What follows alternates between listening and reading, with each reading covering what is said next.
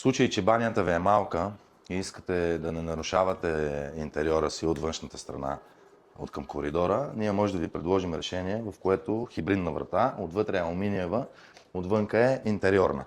Идеята на тази врата е да спазим визията от към коридора спрямо абсолютно всички други интериорни врати. В същото време отвътре да имаме една напълно влагоустойчива страна, която може да се полива, да се пръска и каквото и да е. Предлага се и във вариант, в който е без огледало, а е термопанел, както е в тази част.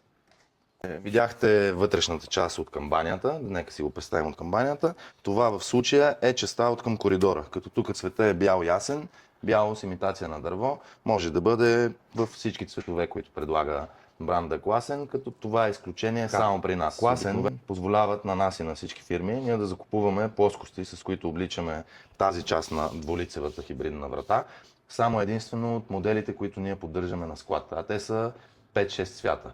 Ние, понеже сме от фирмите, които не обичаме да бъдем ограничавани и да предлагаме само точно конкретни варианти, които ни ограничава производителя, ние сме измислили вариант, в който може да предложим абсолютно всички цветове, предлагани от марката, да направим така хибридна врата. Това е нещо, което мисля, че само ние го предлагаме към момента на пазара, специално за врати класа. Това съответно е външната част, изглежда се изцяло като интериорна врата, отвътре вече я видяхте.